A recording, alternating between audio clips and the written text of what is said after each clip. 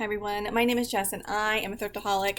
I am going to go over returns on Poshmark and with eBay. I'm a part-time reseller. I have been selling on eBay for almost 4 years and I've been selling on Poshmark for 2.5. So I'm going to let you know a few returns I've had, how I handle them, how I decrease the chances of having a return, and hopefully can share some information for what works for my business. Now keep in mind, everybody has their own way of doing things, and so just letting you know what I do in case this may help someone, okay?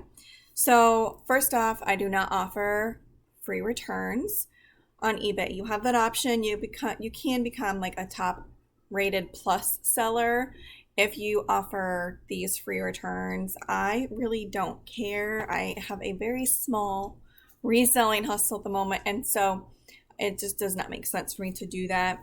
So first, we're starting with Poshmark. I have been selling, okay, so today is January 18th, 2020, or 2021, sorry.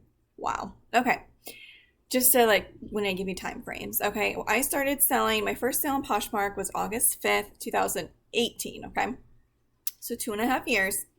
And I have only had, I think, 2 cases opened.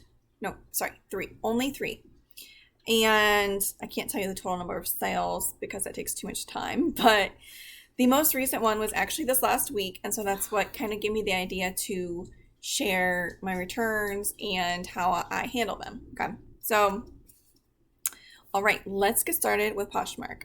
I had one return request this last week on Poshmark, and as you know, you can only return something on Poshmark if it was not described properly. So buyer opened a case on me and stated that the item did not fit. And they must not know how to do returns because I always provide measurements in my listings to just cover my butt. And I actually wore this item personally and I knew it fit true to size. The buyer opened the case and said that she had this same brand, which was Victoria's Secret Pink, had the same brand, same size, and it fit differently. Well, shirts are made to fit completely differently, even if they're the same size, whether it's fitted, oversized, you know what I mean? And so I had the case opened. I saw it. I didn't freak out because I have been doing this for years and I have come to the realization there's no reason to freak out, okay? So I was professional and I simply stated I personally own this item. It fit like a large, in my opinion. I also stated the measurements in the description. And within 12 hours, Poshmark closed the return in my favor, okay? So now I'm going to share with you my screen so you can see what I'm talking about, okay? And then I'm going to move on to my other return that happened in August of 2020, okay? So just give me a second as I switch over my screens and so you can kind of get a better idea of what I'm talking about, okay? So here is the Victoria's Secret Pink sweatshirt, and it was really cute. I only wore it a handful of times. It was flaw-free, and the buyer just did not like how it fit on them. So I also said they could reposh it, which is a feature. If you're not familiar with reposh, it's simply a feature that when you previously purchased an item, if it does not fit or if you just like to sell it, there is that option where you can use the person's pictures to help you list the item, okay? You can also turn that feature off if you don't feel comfortable with people reposhing your pictures. Personally, I don't care. It is what it is, but it's your personal preference, okay? So here's a sweatshirt. It, was in my favor and they released the funds. No big deal. Okay, now, sometimes I do screw up, don't we all? Okay, we are all human. And so here we have a really cool Western corduroy vintage men's coat. And I've had this for sale for probably 6 months. And sometimes they just take longer to sell. Person put in the comments, does this have any stains or blemishes? And like I said, it's been listed for like 6 months. So all I do is go back to my description because I always list my flaws and show them in pictures. I went through it. It said, I think it said mint condition. Yeah. So when I mean mint condition, I mean there's no flaws, no stains, no holes, and no real signs of wear. So I simply replied back, no, it is flaw free. So the person purchased it, I think best offer for $77. Thought it was cool. And then I had the return opened on me. Unfortunately, I no longer have access to the pictures when there is a case open. I don't think there's a way you can go back into it and share the picture and the chat from the return request. Okay, but the buyer stated that there was a blemish on the end of the sleeve that was not previously shown in the description and that they would like to return it. So in this case, I replied, I viewed my pictures. I don't remember there being a blemish, but like the person can return it, whatever. I don't really care. So Poshmark favored with the buyer, and I received my item back, and there was a very faint blemish. When I mean a faint, small blemish, it was like, you see my sleeve here? It was like right here. And I go over all of my items with like a fine tooth comb. I'm very picky, and I hold my item up to natural light as it tends to show the best. So I'm like, maybe they had buyer's remorse, because that you can't even really see it like at all. But moved on, and I listed the jacket again, saw on multiple platforms, and what do you know? Within like a week, it sold for I think $80 or $85 on Facebook Marketplace. Facebook Marketplace only takes 5%. At this time in 2020, they were taking 0%. So I got all of the profit and made up for I think Poshmark, you do have to pay return shipping back to you. Don't quote me on that, because like I said, I've only had one return on Poshmark in 2.5 years. Okay, so I'm going to go on a little tangent about how I have low return rates, okay? Like I said, I go over all of my items very carefully. Now, previously, before I became a reseller, I worked at Goodwill's for like 7-8 years, and part of my job was to process clothing, which means I did a quality check for flaws, missing buttons, all that. So I've had years and years of experience, okay?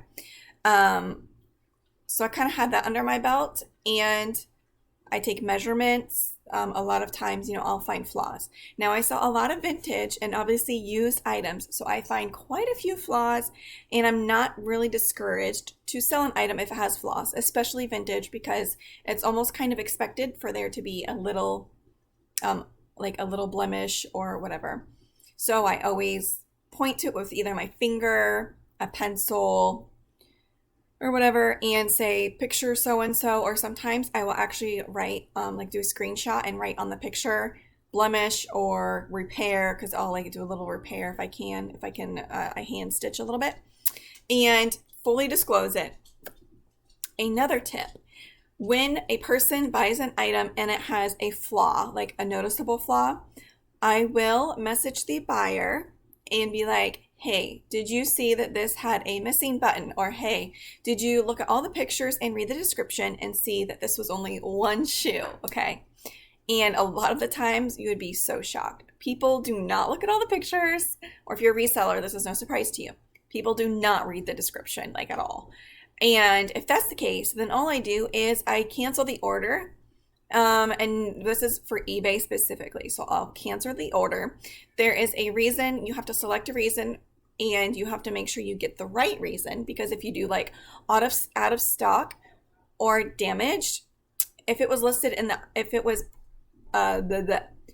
listed correctly, then you would select customer requested cancellation, and it's not held against you in any way. It doesn't hurt your statistics. So that does happen. I have had a single Prada men's dress shoe for sale for almost a year. Probably should not have gotten it. I saw it at the Goodwill outlet, and I could not pass it up, as, I never find like Prada, Gucci. The high-end things are few and far between for me, because I live in central Illinois, and I typically don't find those items. So I picked it up because I've heard of people selling shoes as amputee, or as like a replacement shoe if you were to damage one.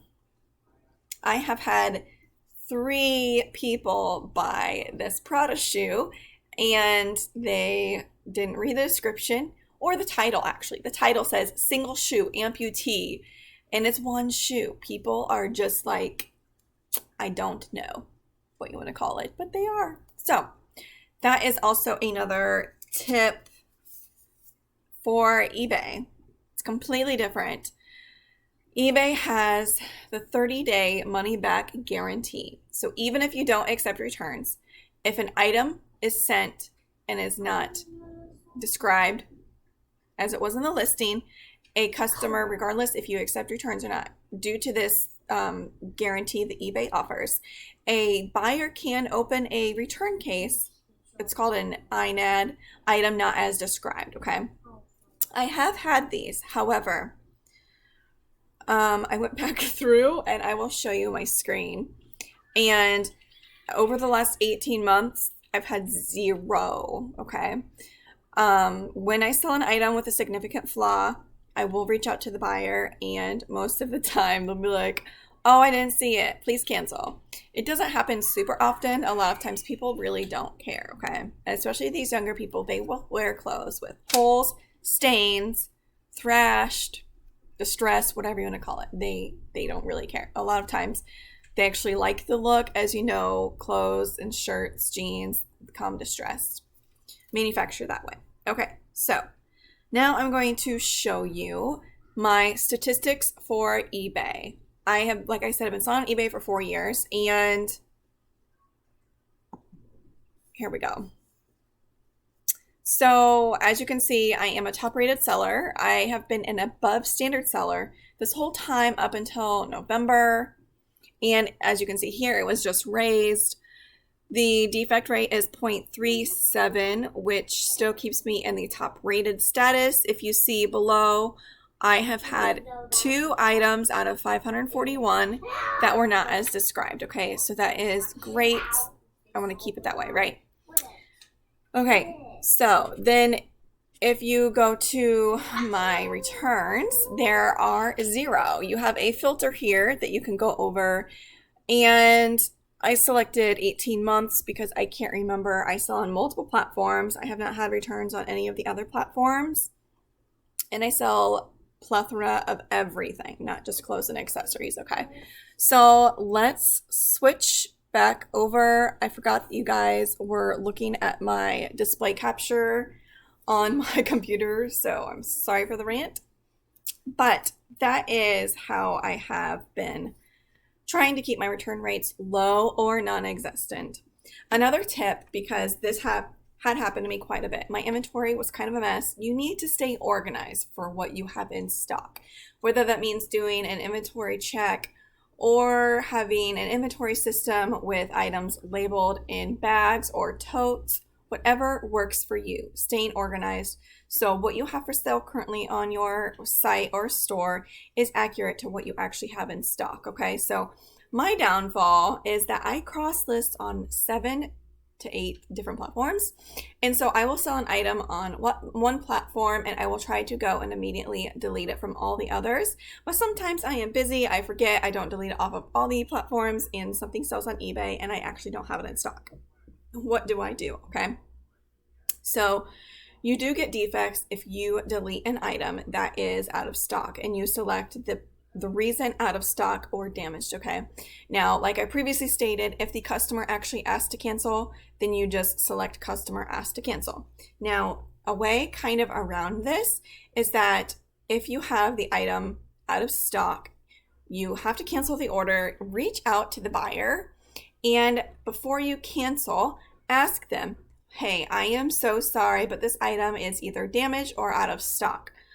I will offer you, and a lot of times I will offer them like a credit of more than the item was that sold. So like if I sold something for $20, I would offer them something for $30 or even $40.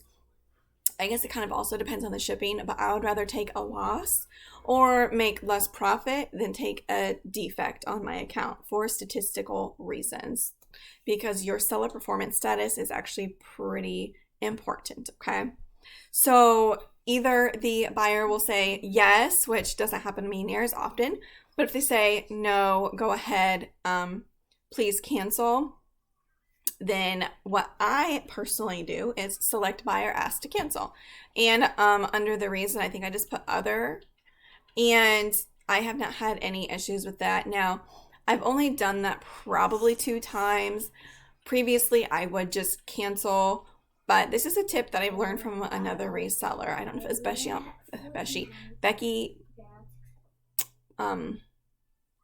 on Poshmark. Becky Park? Sorry, I had a moment there. But these are the tips and tricks that I personally use, just to kind of give you how I handle items. But like I said, I just make sure that I am completely transparent with the condition of my item. I show every flaw, I take good pictures, and I'm very descriptive in my description, okay? So I hope you guys are all staying happy, safe, and healthy. And I will talk to you guys later.